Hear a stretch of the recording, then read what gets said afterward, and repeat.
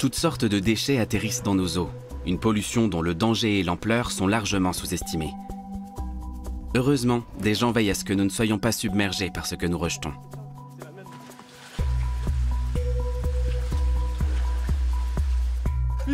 Ouvrez les vannes! L'eau arrive!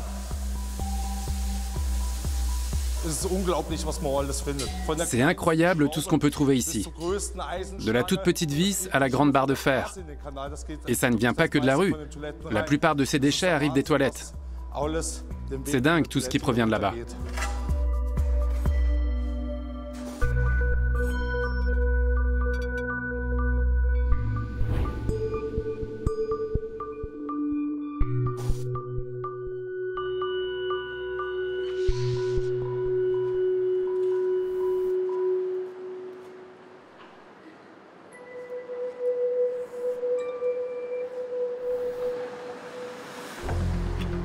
Il est 10 h du soir. L'équipe de nettoyage des égouts de Vienne commence son service. Ça, c'est un détecteur de gaz.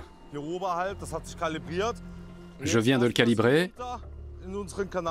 Et donc maintenant, je descends dans les égouts pour vérifier qu'il n'y a pas de vapeur ou de gaz toxique qui pourraient nous mettre en danger.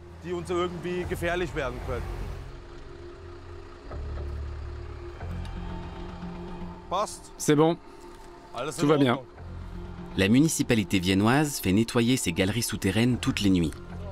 Mark Rummler descend dans l'antre de la métropole autrichienne à 15 mètres de profondeur avec pour mission d'en retirer les déchets. L'égoutier évolue dans un espace s'élevant à peine à hauteur d'homme et mesurant environ 1,50 m de large. Une forte odeur de pourriture flotte dans l'air chaud et humide. Vienne a été la première ville d'Europe à se doter d'un système complet d'évacuation des eaux. On se trouve actuellement de l'autre côté du canal du Danube, qui longe l'intégralité des 2e et 20e arrondissements. La galerie s'achève sur le plus gros piège à charriage du réseau, à Zeitenhafen. Voilà le genre de choses qu'on enlève nous-mêmes, à la main. Mais on doit faire attention, parce que ça pourrait abriter des nids de rats. C'est bien souvent le cas. Et on ne veut pas qu'ils s'échappent de là. La galerie est nettoyée à l'aide d'un jet à haute pression relié à un camion stationné dans la rue.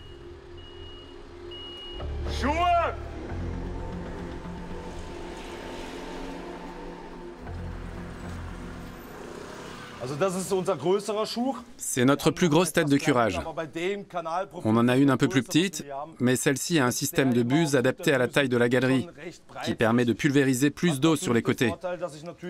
Elle fait un poids supportable. J'accroche l'embout ici, et l'eau est expulsée à une pression de 180 bars pour un maximum d'efficacité. Envoyez l'eau! Mark indique à ses collègues qu'il est prêt. Il s'agit d'un travail de forçat. On ne trouve que des hommes parmi les égoutiers de Vienne.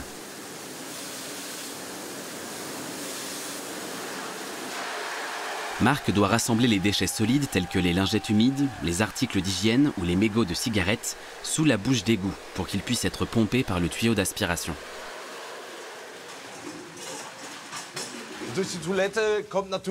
On a tout un tas de trucs qui arrivent des toilettes.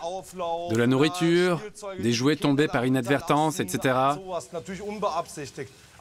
Mais il y a aussi des gens qui jettent leur graisse alimentaire. Et elle se retrouve ici, sur les parois. On s'en passerait bien. Là, on a une couche de gras qu'on va devoir gratter plus tard. Ce sont des choses qui pourraient être évitées si les gens réfléchissaient un peu à ce qu'ils font. La plupart de ceux qui jettent leurs ordures ménagères dans les toilettes oublient que les eaux usées sont ensuite traitées dans une station d'épuration afin de pouvoir un jour redevenir de l'eau potable. Après 2 heures, Mark et son équipe ont fini leur intervention dans les presque 80 mètres de galerie. Il n'y a pas que dans les toilettes que des déchets atterrissent, mais aussi dans les océans. Environ 20% de la pollution marine provient de la navigation, à savoir des porte-conteneurs ou des cargos. Si autrefois les ordures étaient jetées en haute mer, leur traitement est aujourd'hui strictement réglementé dans les ports européens.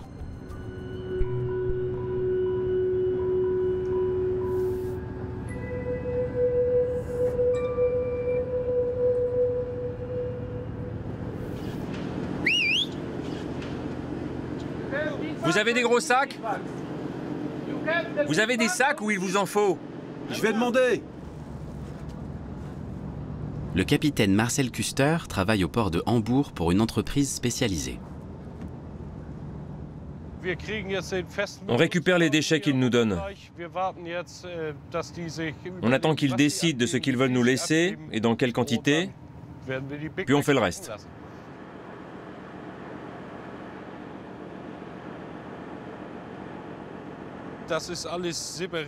Ils trient tout en amont. Il y a un sac pour les ordures ménagères, un pour le plastique, un pour les déchets alimentaires et un autre pour les chiffons gras, c'est-à-dire les chiffons imprégnés d'hydrocarbures. On va les déplacer pour faire de la place au suivant. L'élimination d'une quantité de déchets solides allant jusqu'à 6 mètres cubes est comprise dans la taxe portuaire, afin d'éviter qu'ils ne soient déversés en pleine mer. Ça, ce sont les documents qui attestent qu'on a bien procédé à l'enlèvement des déchets. On va leur transmettre pour qu'ils les signent et ils en garderont une copie.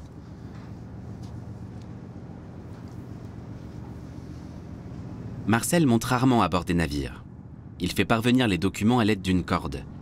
En principe, tous les capitaines tiennent un registre qui consigne les quantités de déchets accumulés et leur élimination en bonne et due forme. Marcel, 35 ans, est batelier. Il a suivi une formation spécialisée à Hambourg après le lycée. Il a grandi dans les environs de l'Elbe et a toujours rêvé de devenir capitaine. J'ai des tâches très variées. Je ne suis pas que le capitaine de la barge. Je suis aussi responsable de tout en dehors du bateau. On travaille pour les autorités environnementales. On lutte contre les marées noires. On nettoie les navires. Nos tâches varient d'une journée à l'autre. On ne connaît pas la routine. À l'échelle mondiale, environ 45% du pétrole déversé chaque année dans les océans provient de la navigation. Un danger mortel pour la faune et la flore marine. Ces substances polluantes se retrouvent également dans nos organismes du fait de la pêche. Les prochains clients de Marcel ne sont pas équipés pour transférer leurs déchets sur sa barge. Cornel, son équipier, tient un sac ouvert pour les réceptionner. On se déplace parfois pour une seule poubelle. Mais tout sac qu'on récupère est un sac qui ne finit pas dans la mer. C'est une contribution importante à la protection de l'environnement. Alors on est content. Le traitement des déchets dans les ports est réglementé. Une fois à terre, ils sont recyclés dans la mesure du possible. Tout ce qui ne peut pas être recyclé est envoyé à l'incinérateur, ne serait-ce que pour éviter les contaminations ou l'introduction de maladies. C'est une mesure de précaution.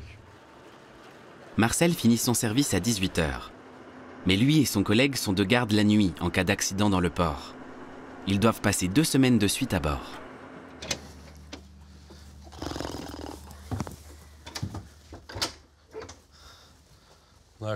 Alors, comment ça se présente, mon cher Cornel? Oh, ça a l'air délicieux. Qu'est-ce que tu nous mijotes de bon? Aujourd'hui, c'est risotto. La vie à bord a fait d'eux de bons cuisiniers. Pendant que l'un se charge des courses 1 à 2 fois par semaine, l'autre doit rester sur le bateau.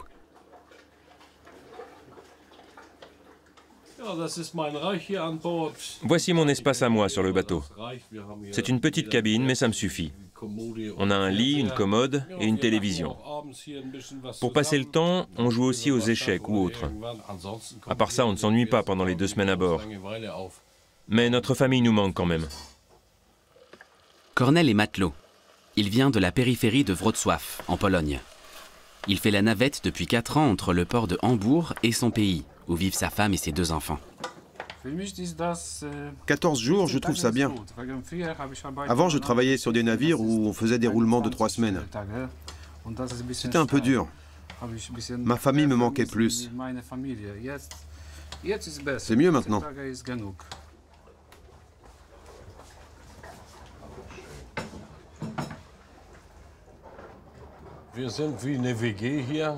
C'est comme vivre en colocation. On discute aussi de nos problèmes, de notre vie en dehors. C'est indispensable de bien s'entendre. Sinon, impossible de tenir pendant 2 semaines. Avec Cornel, ça se passe à merveille.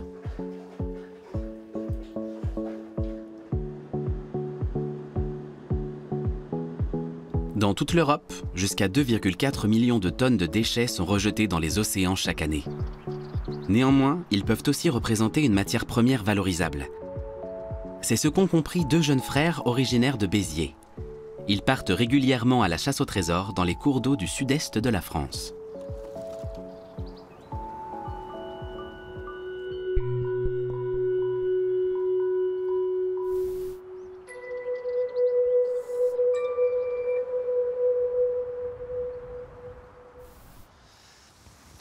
On ira aussi après. Quentin et Baptiste Magniot sont des pêcheurs originaux.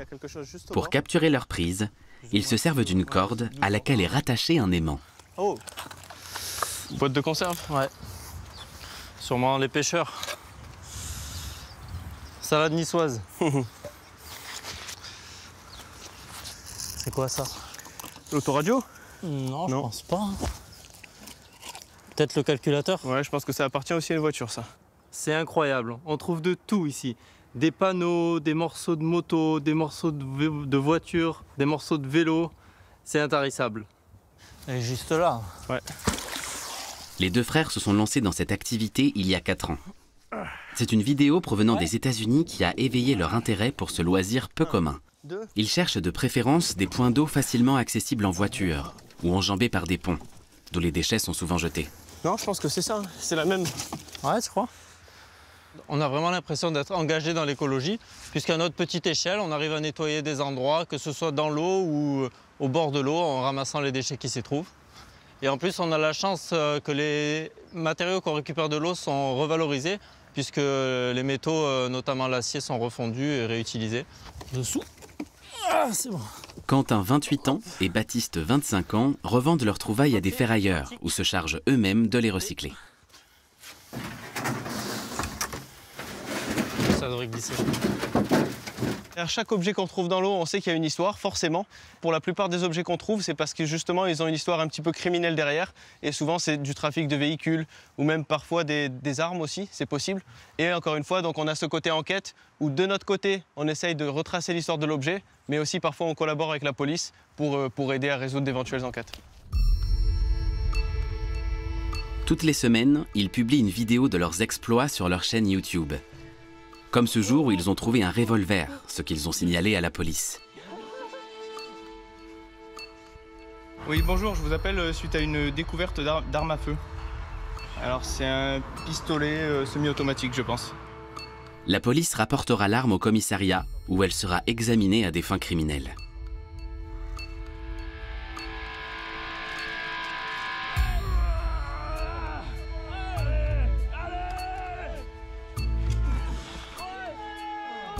Les deux frères comptent 400 000 abonnés sur la plateforme, ce qui leur vaut une certaine notoriété.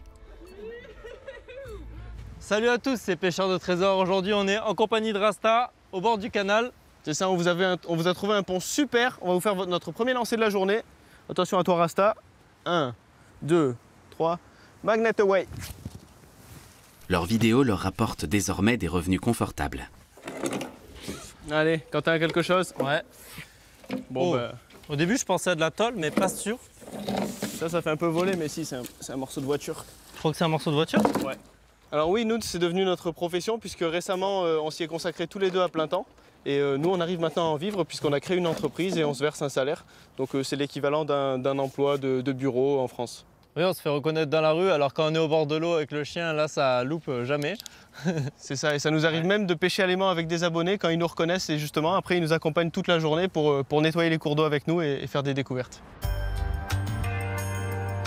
En banlieue de Vienne, Marc et son collègue Dominique se retrouvent quelques heures avant le début de leur service. L'égoutier a quitté Cologne pour la capitale autrichienne il y a 10 ans par amour. À son arrivée, il a commencé par exercer son métier d'installateur, mais à l'époque, il avait déjà un autre rêve en tête.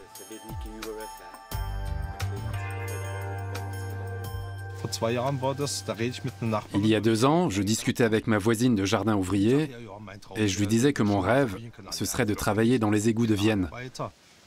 Elle m'a demandé si je m'en sentais vraiment capable. Je lui ai répondu que oui, ça me plairait bien. Et Dieu merci, ils m'ont pris. C'était le nec plus ultra pour moi. C'est très ingrat comme boulot.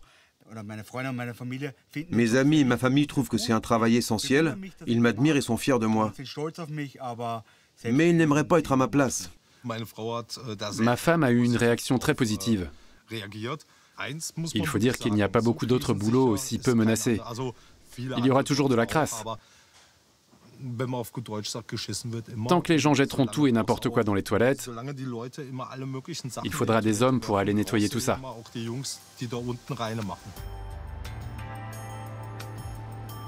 L'employeur de Marc, le service de propreté de la municipalité viennoise, est responsable de l'entretien des 2500 km de galeries. L'égoutier commence à 19 h et termine à 3 h du matin. Il est en service quand d'autres finissent leur journée de travail ou dorment encore. C'est une vieille photo de ma femme et moi. Elle a une dizaine d'années. Ma compagne est toujours aussi belle. Moi, par contre, j'ai pris un petit coup de vieux. Ça, c'est une photo de famille. Et là, l'écusson du FC Cologne, bien sûr. J'ai toujours été abonné. J'adorais aller au stade pour les encourager. Bon, le club traverse une période difficile en ce moment, mais ça me manque.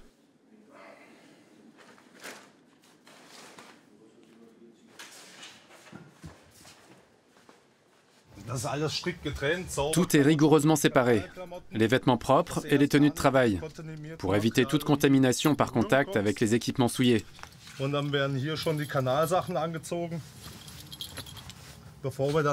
C'est ici qu'on s'habille. Puis on enfile les bottes dans une autre pièce. Ces bottes en cuir imperméable sont particulièrement importantes pour se protéger. Elles sont conçues pour résister aux aiguilles, aux lames de rasoir. Quand on marche dans l'eau, il y a des objets tranchants partout, y compris des couteaux. Elles nous évitent les coupures. On trouve même une quantité insensée d'aiguilles de tatoueurs. Vous ne pouvez pas imaginer.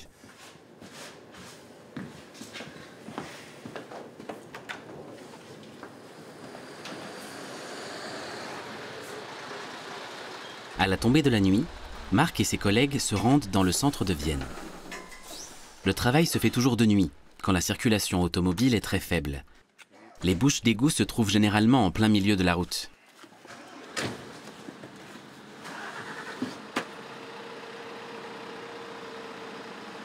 Le ciel se charge soudainement de nuages sombres. La météo est un facteur important dans notre métier. Il faut qu'on surveille ce qui se passe là-haut, comme ces nuages par exemple.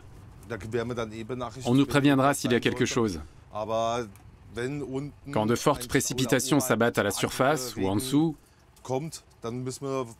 on doit quitter les égouts au plus vite. En cas de violentes intempéries, le niveau d'eau dans les galeries souterraines peut augmenter dangereusement, en très peu de temps, et menacer la vie des égoutiers. Dans cet espace étroit et sombre, les possibilités de s'échapper sont faibles. Aujourd'hui, Marc et son équipe vont évoluer dans ce qu'on appelle un piège à charriage. Il s'agit d'une chambre creusée en profondeur destinée à tamiser les solides les plus grossiers pour empêcher l'obstruction des stations d'épuration. Une fois l'eau en grande partie évacuée, Marc se met au travail. Il doit d'abord enlever les déchets qui se sont accumulés sur les échelles.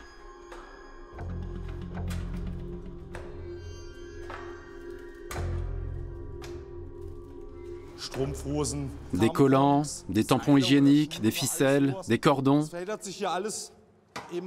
Tout ça s'en mêle et reste coincé dans l'échelle. Et au bout du compte, c'est à nous de tout enlever à la main, parce que le jet d'eau ne suffit pas. Là-bas aussi, on va devoir tout retirer manuellement. Les égoutiers de Vienne évacuent environ 7000 tonnes de déchets chaque année. Ce travail essentiel permet de garantir le bon écoulement des eaux usées vers la station d'épuration, où elles sont traitées en eau potable. Envoyez l'eau! Marc nettoie la galerie adjacente à la pompe à haute pression et repousse toutes les matières solides vers le piège à charriage.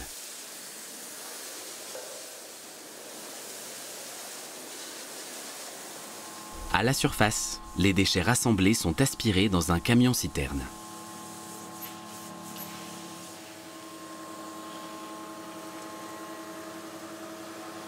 Éteignez! Faites balancer le tuyau!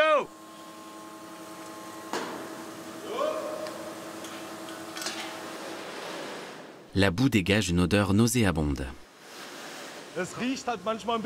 Parfois, au début, ça sent un peu le moisi, le renfermé, un truc comme ça. Et plus tard, une odeur fétide nous saute au nez. On s'y habitue. Mais c'est vrai que c'est pas fait pour tout le monde. Marc s'expose aussi à des risques sanitaires. On touche une prime de pénibilité. Je ne suis jamais tombé gravement malade pour l'instant. Des diarrhées de temps en temps, mais ça pourrait aussi être d'origine alimentaire. Certains sont plus touchés par les maladies que d'autres. Moi, ça va. Je me porte bien. Pour éviter les contaminations graves, les égoutiers bénéficient d'une surveillance médicale et se font régulièrement vacciner. Les égoutiers de Vienne travaillent en famille. C'est une passion qui se transmet de génération en génération. On a le grand-père, puis le fils, voire parfois le petit-fils. Mon fils m'a encore dit l'autre jour qu'il voulait devenir égoutier. Si c'est ce qu'il a envie de faire, tant mieux. Ça me rend assez fier et me donne le sentiment d'être une source d'inspiration pour lui.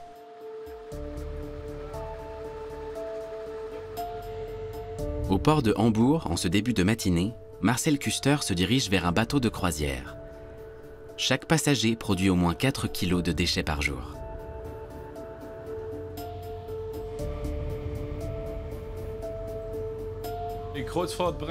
La navigation de croisière est en pleine croissance ici. On a de plus en plus de bateaux qui transitent par ce port. C'est d'autant plus de travail pour nous. C'est comme si tout un village ou toute une petite ville venait déposer ses ordures à la déchetterie.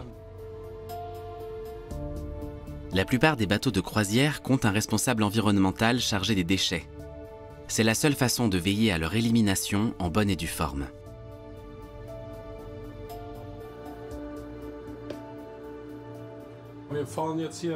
On va accoster le navire par le côté et aspirer ces boues et résidus hydrocarburés à l'aide du tuyau qu'on a sur la barge.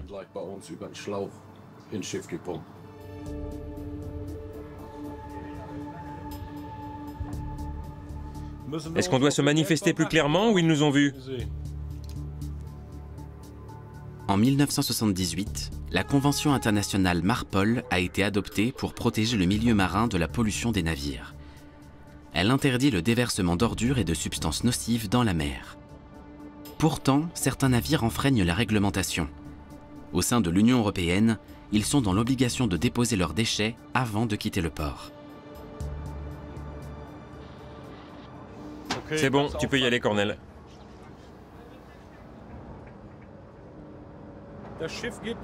Le navire se débarrasse de ses boues et résidus d'hydrocarbures, ainsi que de ses eaux de cale, c'est-à-dire l'eau qui s'accumule dans la salle des machines.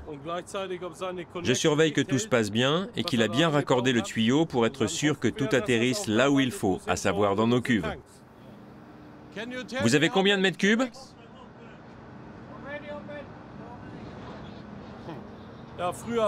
Avant, les navires rejetaient tout ça en pleine mer. Nous, on aimerait pouvoir continuer à se baigner dans l'Elbe. Et j'ai pas envie de le faire dans une eau huileuse, d'avoir l'impression d'être une sardine en boîte. Donc on veille à ce qu'il reste propre. Le port de Hambourg présente un bilan positif. Il récupère chaque année 40 000 tonnes de boue d'hydrocarbures. Après sa journée, Marcel reçoit la visite de sa famille. Coucou, vous êtes venu voir papa? Je suis content que vous soyez là. Ça me fait très plaisir. Comment ça se passe à la maison? Bien. C'est le principal. Ce genre de visite est rare. La famille de Marcel habite à 40 km de Hambourg.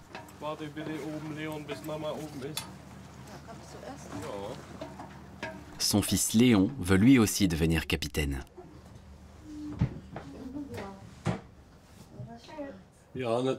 Ma famille me manque, bien sûr. C'est ce qu'il y a de plus dur dans ce travail, vraiment.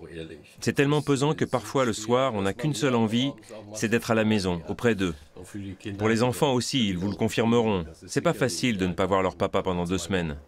Papa, tu rentres quand? À la maison? Mardi de la semaine prochaine. Papa aura 14 jours de libre.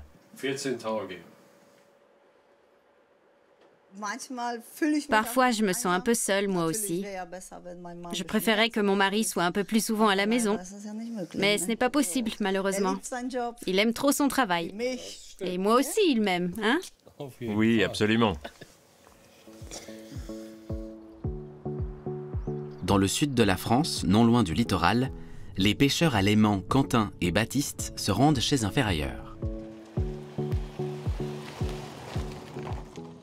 C'est là qu'ils peuvent revendre leurs trouvailles en métal.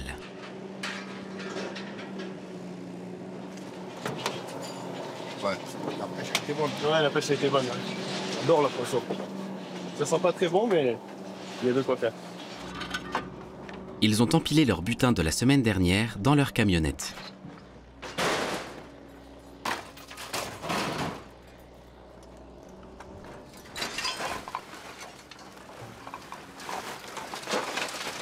Pour des personnes, ces déchets ils devaient être cachés au fond de l'eau, alors que pour nous, c'est vraiment quelque chose qu'on peut revendre et que les ferrailleurs comprennent que nous, on est autorisé à le revendre puisque nous l'avons récupéré au fond de l'eau et c'est pas nous qui avons découpé ce morceau ou volé ce morceau.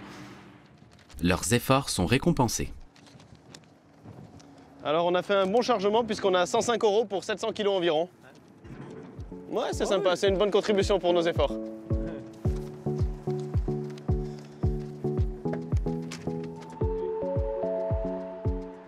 Ils ont aménagé leur entrepôt dans le garage de leur maison. C'est aussi là qu'ils conservent leurs pièces de collection.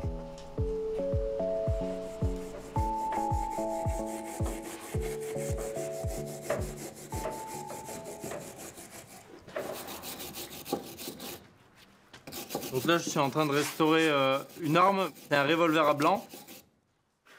On a la chance en France de pouvoir conserver toutes les armes de collection d'avant 1900. Donc c'est pourquoi nous, c'est un petit peu notre graal de pêche à l'aimant, de tomber sur une arme historique. J'enlève d'abord la première couche de rouille qui s'enlève facilement en grattant. Et ensuite, pour vraiment nettoyer en profondeur et peut-être même retrouver le mécanisme, je vais appliquer l'électrolyse. Alors ici, on peut voir deux des revolvers qu'on a déjà restaurés. Il y a ce modèle 1851. C'est une reproduction, mais donc c'est considéré quand même comme une arme de collection en France. Et on a eu la chance de pouvoir le restaurer et de le faire fonctionner. Bon, je ne conseille pas de tirer avec parce qu'on peut voir que le canon a été vraiment endommagé par la rouille.